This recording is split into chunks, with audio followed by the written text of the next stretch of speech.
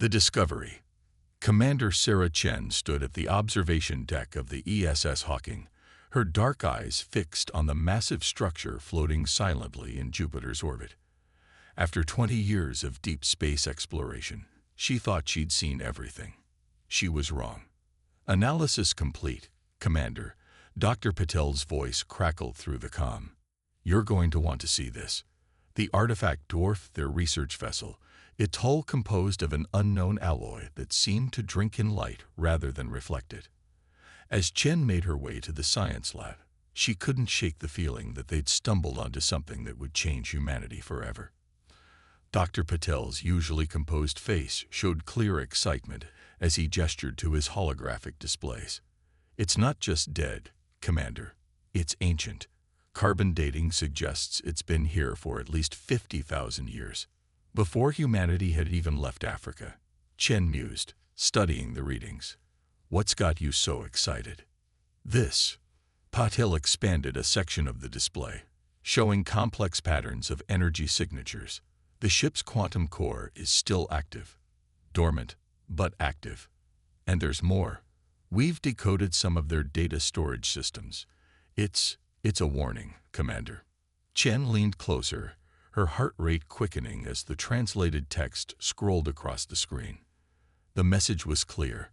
Beware the Sovereign Council, a galactic hegemony that systematically eliminated any species they deemed unworthy of joining their ranks.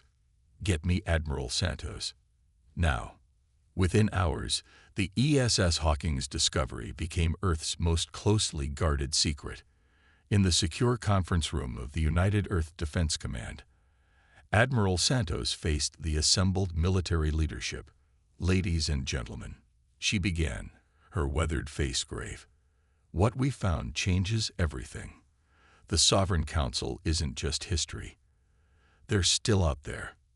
Our deep space probes have detected energy signatures matching those from the derelict ship, moving through nearby systems. General Zhang stood, his cybernetic eye whirring as it focused. Then we prepare for war. This council has presumably spent millennia perfecting their technology. We'd be fools to attempt diplomacy. And we'd be fools to rush into conflict. Ambassador Rodriguez countered. If they're as advanced as we think, we need time. Time to understand the technology we found, time to prepare. The debate raged for hours until proximity alarms blared throughout the facility. On the main display, 3 ships of unknown design had appeared at the edge of the solar system. Their design matches the architectural patterns from the derelict. Patel reported, his voice tense. They're Council scouts. Admiral Santos' decision was immediate. Launch the Ghost Fleet. Keep them occupied while we evacuate the Jupiter research station, and get our best people working on that derelict. If war is coming, we need every advantage we can get. The Council ships approached with apparent confidence, broadcasting on all frequencies. Their message was simple: submit to evaluation or face quarantine. Humanity's response came in the form of the Ghost Fleet, experimental stealth vessels that had been humanity's best-kept secret. The battle was brief but decisive. Council weapons, despite their advanced nature, struggled to target the Ghost Fleet's quantum-shifted hulls. 2 scout ships were destroyed, the third retreating into faster-than-light travel with significant damage. In the aftermath, Chen stood again in the derelict ship, now swarming with research teams. They'll be back, she said to Patel, who nodded grimly. Yes, but they've made a crucial mistake, he replied, holding up a data crystal recovered from one of the destroyed scout ships. They've given us a peek at their current technology. Combined with what we're learning from this derelict, he trailed off, his eyes gleaming with possibilities. How long do we have? Chen asked. Based on their FTL signatures, 3 months, maybe 4 before they return in force. Chen squared her shoulders, determination setting her jaw. Then we have 3 months to make sure humanity isn't just another species they can erase from the galaxy. As she looked out at Jupiter's swirling storms, Chen couldn't help but smile grimly. The Council had spent millennia perfecting their methods of subjugation, but they'd never faced humanity before. And if there was one thing humans excelled at, it was surviving against impossible odds. The war for humanity's survival was about to begin, and thanks to an ancient warning and humanity's first victory, they wouldn't be fighting completely blind. The real question was, could they unite and prepare quickly enough to face what was coming? In orbit above Earth, shipyards that had been dormant for decades roared to life. The message spread through secure channels to every military installation and research facility. Humanity needed every advantage it could get, and it needed them now. The Council had made their first move. Humanity's response would shake the foundations of their empire. Project Phoenix. Deep beneath the Olympus Mons research complex on Mars, Dr. Maya Henderson watched as quantum particles danced across her holographic display. 3 months had passed since humanity's first encounter with the Council scouts, and time was running out. "Try it again," she commanded, her voice hoarse from 18 straight hours of testing. The captured Council shield technology pulsed with an eerie blue light as her team initiated another test sequence. The experimental weapon beam struck the shield and passed straight through, leaving a smoking hole in the reinforced target behind it. The room erupted in cheers, but Maya was already running calculations for the next test. "Dr. Henderson," a voice called from the doorway. Captain James Wong of the newly constructed ESS Prometheus stood watching, his angular features showing equal parts impression and concern. "The brass want an update." Maya gestured to the still smoking target. "Tell them we've cracked it. The Council's quantum lock shields are impressive, but they have a fundamental weakness. They never considered someone might attack through phase space itself." Wong raised an eyebrow. "Explain it to me like I'm not a quantum physicist. Their shields work in 3-dimensional space. We're attacking from the 4th dimension. It's like..." She paused, searching for an analogy. "Like trying to stop a submarine with a wall built on the water surface." The briefing room of the Prometheus filled quickly as military leaders gathered to hear Maya's presentation. The ship itself was humanity's greatest achievement, built in secret using knowledge gained from both the derelict vessel and the destroyed Council scouts. Admiral Santos stood at the front of the room, her uniform pressed despite the clear exhaustion in her eyes. "Doctor, please tell me you have good news. Our long-range sensors show a Council fleet assembling at the edge of our detection range." Maya activated her presentation, showing the results of her team's work. "The Prometheus isn't just a warship, it's a proof of concept. We've integrated the phase shift technology throughout its systems. Weapons, shields, even the hull itself can partially exist in phase space." "In English, Doctor," General Zhang interrupted. "We can hit them, but they can't hit us. At least, not easily." Maya brought up combat simulations. "The trade-off is power consumption. We can't maintain phase shift indefinitely." Captain Wong stepped forward. "That's where my crew comes in. We've been training with the new systems for weeks. Hit hard, shift away, recharge, repeat.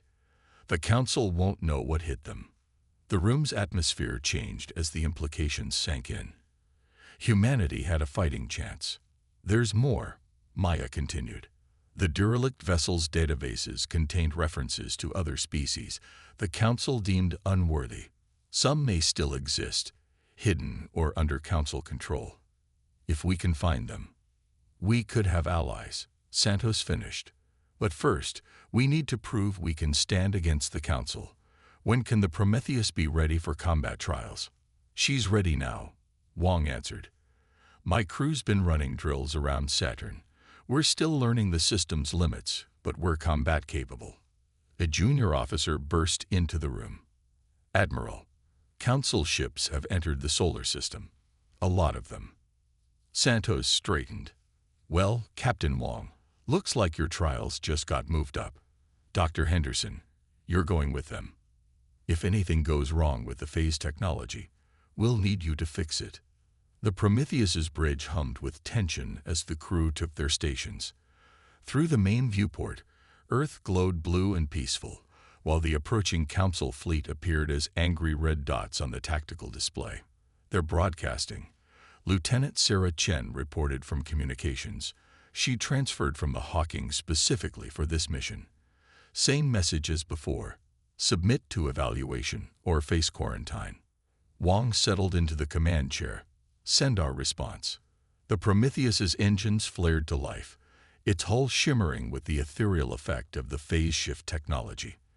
As they accelerated toward the Council fleet, Maya worked frantically at her engineering station, monitoring the new systems. The Council ships were massive, their golden hulls bristling with weapons. They clearly expected an easy victory against primitive human technology. They weren't prepared for what happened next. The Prometheus shifted partially out of normal space just as the Council's weapons fired. Their energy beams passed harmlessly through the space where the human ship had been. Then the Prometheus shifted back, its own weapons leaving impossible holes in the Council's supposedly impenetrable shields. Phase cannons functioning perfectly, Weapons Officer Riza Dalir reported with satisfaction.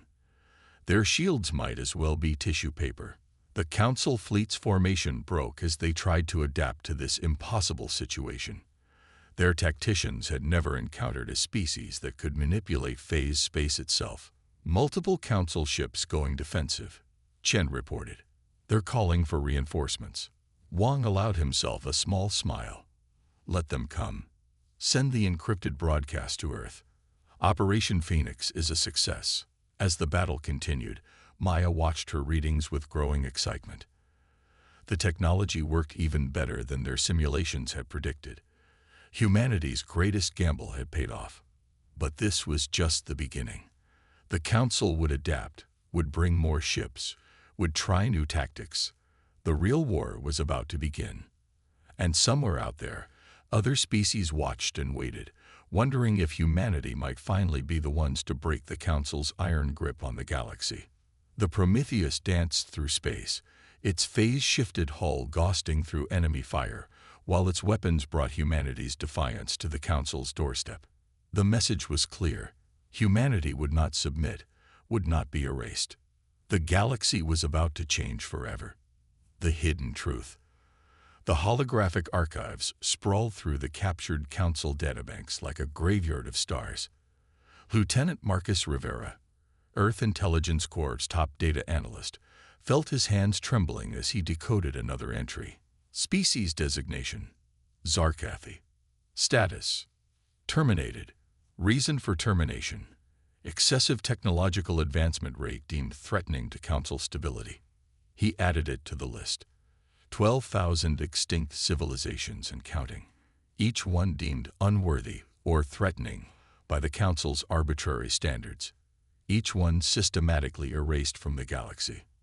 How many more? Dr. Maya Henderson asked softly, looking over his shoulder in the Prometheus's data center. They'd retrieved these archives from a Council outpost during their last raid. Too many, Marcus replied, his dark eyes reflecting the ghostly light of the displays. But there's something else. Look at these timing patterns. He highlighted a series of entries. The Council's rate of species termination has increased dramatically in the last century. They're getting more aggressive. Captain Wang's voice came through the intercom. Dr. Henderson, Lieutenant Rivera, we need you in the war room. Our deep cover operatives just made contact. The war room was already crowded when they arrived. On the main screen, a heavily encrypted transmission showed 3 figures in Council administrative robes. Their true identities were known only to the highest levels of Earth Command, the first human spies to successfully infiltrate Council space.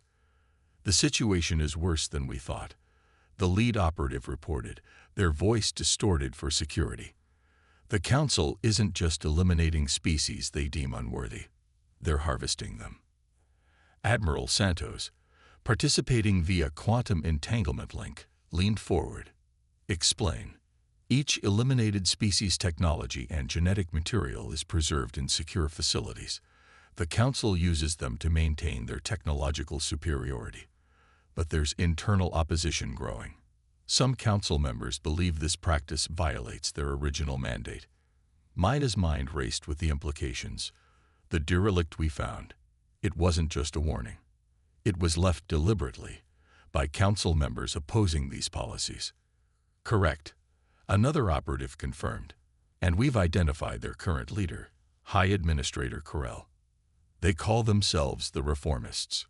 Captain Wong studied the tactical displays showing council space. Can these reformists help us? Not openly, but they've provided us with something valuable. The operative transmitted a data packet, complete schematics of the council's central fortress, their seat of power. Marcus immediately began analyzing the data. These defenses, they're impressive, but with our phase technology, we might have a chance. Wong finished.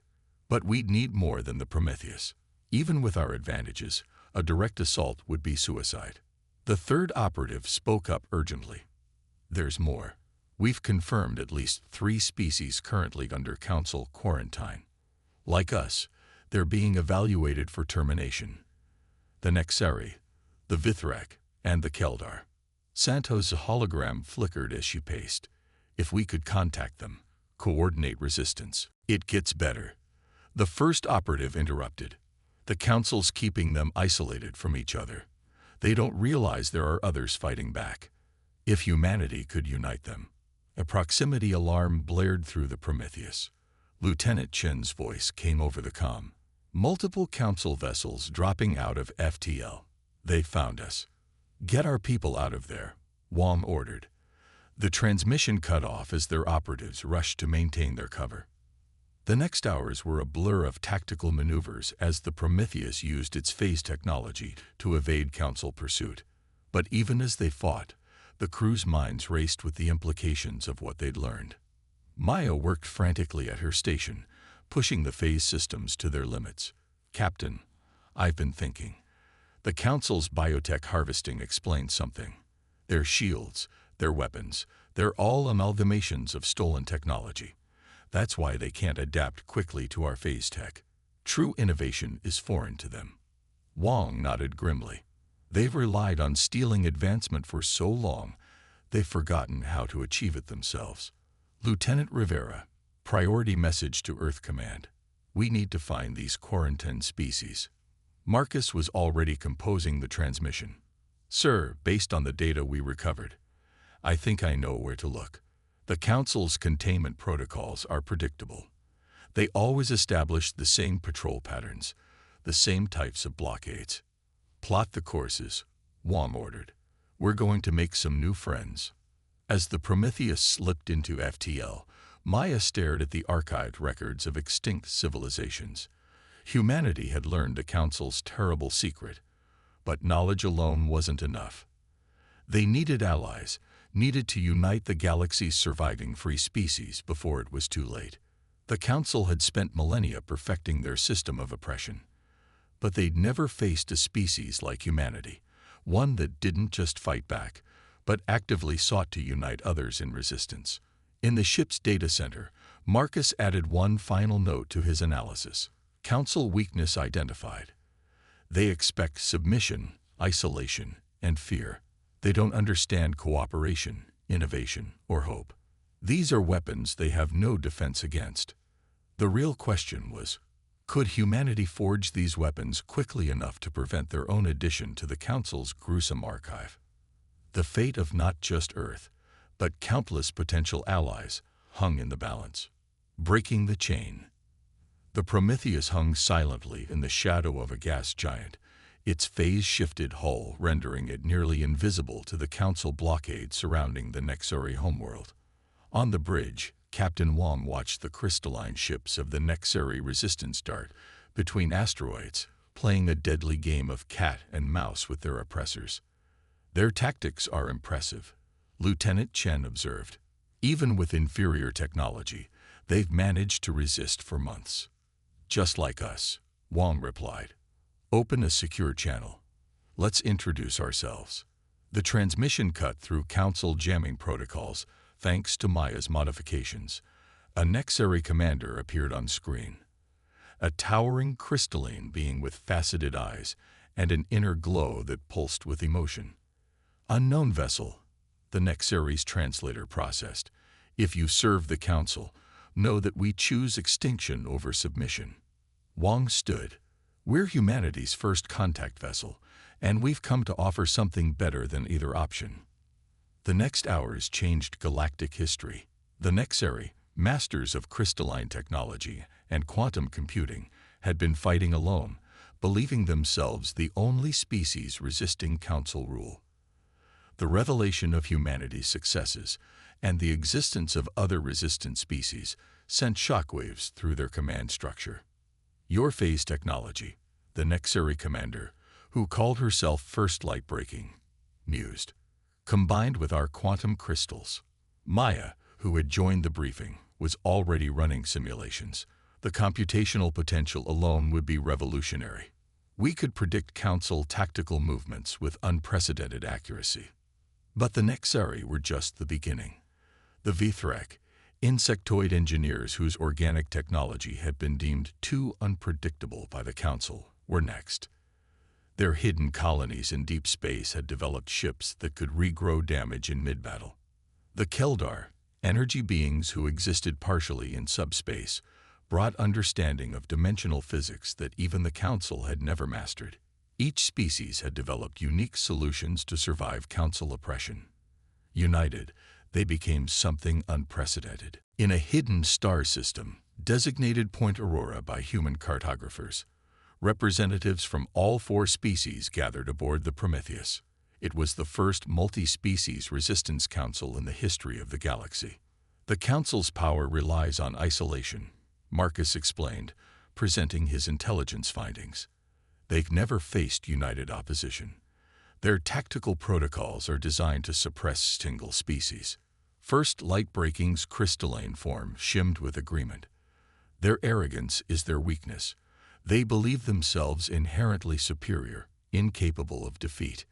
The Vithrak Queen Engineer, her mandibles clicking thoughtfully, interfaced with the ship's computers through a biological terminal. Our high ships can adapt to phase technology, combined with Nexari crystals for targeting, and our understanding of subspace mechanics. The Keldar representative added, their energy form pulsing. We could strike at the Council's fortress itself. Maya's fingers flew across her console as she integrated their combined insights. This goes beyond military applications.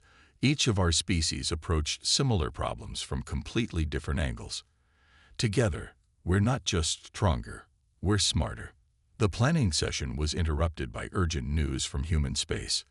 The Council, frustrated by their inability to suppress humanity's infection of rebellion, had launched a major offensive against Earth's colonies.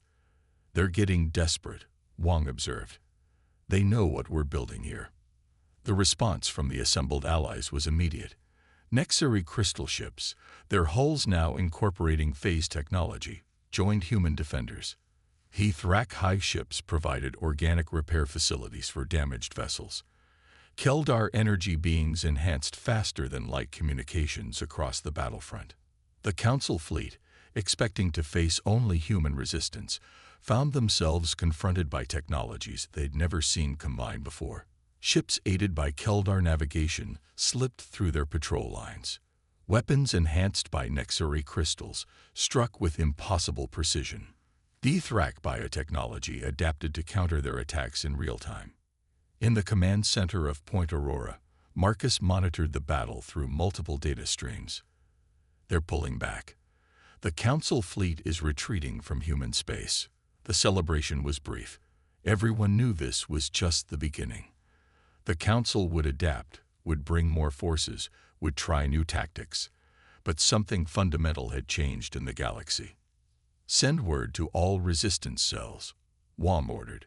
Operation Unity is successful. Phase 2 begins now. Maya looked up from her station, where she was integrating the latest breakthrough, a combination of Vithrak organic computers and Nexari quantum crystals. The Council spent millennia keeping species divided, stealing their innovations, and erasing their existence. They never imagined we'd not only resist but unite. First Light Breaking's glow pulsed with what humans had learned was determination. They believed diversity was a weakness to be eliminated. We will show them it is the greatest strength in the galaxy. The combined fleet assembled in Point Aurora grew daily as more ships arrived from all four species. Each vessel was unique, incorporating technologies and ideas from multiple cultures. They were no longer just fighting against the Council. They were fighting for a new vision of galactic civilization. The Council had intended to quarantine and eliminate 4 more problematic species. Instead, they had inadvertently created the force that would end their reign forever. As the fleet prepared for their next major operation, Wong reviewed the battle plans. The Council's supposedly impregnable fortress awaited them. But this time, humanity wouldn't be attacking alone. The chain of oppression that had bound the galaxy for millennia was about to be broken. Fortress Fall. The Council's fortress hung in space like a dark star, its ancient hull etched with the symbols of 1,000 conquered civilizations. For millennia, it had stood as an unassailable monument to the Council's power. No single species had ever dared to challenge it directly. But today was different. Today, it faced not one species, but many. "All ships report ready," Lieutenant Chen announced on the Prometheus's bridge. Behind her, Maya's enhanced tactical display showed hundreds of vessels, human phase ships, Nexari crystal dreadnoughts, Vithrak hive clusters, and Keldar energy vessels, all unified in purpose. Captain Wong stood at the command station, his expression resolute. "Send the transmission." On every Council channel, in every format they could access, the message played, "To the Sovereign Council. For too long, you have ruled through division and fear. You believed diversity was a weakness to be purged. Today, you learn how wrong you were." Inside the fortress, the Council's security systems registered multiple anomalies simultaneously. Keldar energy beings, phased slightly out of normal spacetime, infiltrated their power networks. Vithrak bioprograms began overriding their computer systems. Nexari quantum algorithms shattered their encryption protocols. High Administrator Corell, leader of the Council reformists, chose this moment to act. Throughout the fortress, loyal members of the resistance revealed themselves, disabling key defense systems and creating chaos in the Council's carefully ordered hierarchy. Multiple targets acquired, Marcus reported from his intelligence station. Reformist agents are marking priority objectives. First Lightbreaking's crystal ship, now serving as the Alliance's coordination center, transmitted tactical data to all vessels. The fortress's main reactor is protected by layered defenses. Each layer was stolen from a different conquered species. "Good thing we brought experts in all of them," Wong replied. Battle Plan Omega. Execute. The Alliance fleet split into coordinated strike teams, each combining the strengths of all 4 species. Phase-shifted human vessels carried Nexari crystal arrays, powered by Vithrak organic energy cells, guided by Keldar dimensional awareness. The Council's defensive fleet responded with overwhelming force, but found themselves facing strategies their tactical computers couldn't predict.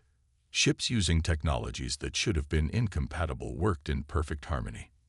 Maya's voice carried across the command channel, phase synchronization holding at 94%. Nexari targeting crystals at full power, the Thrak adaptation protocols active. Inside the fortress, Council hardliners frantically tried to maintain control. Their carefully maintained hierarchy crumbled as reformist members openly challenged their authority. Subordinate species, inspired by news of the Alliance, began rising up throughout the structure. The fortress's outer defenses, designed to be impenetrable to any known form of attack, faced something entirely new. Human phase technology let ships slip through their primary shields.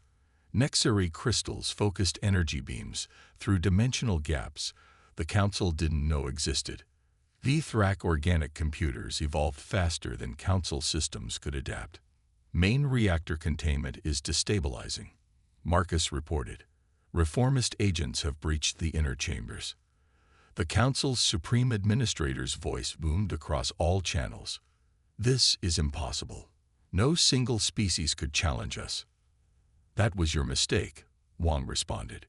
You spent so long keeping us divided, you forgot why diversity exists in the first place.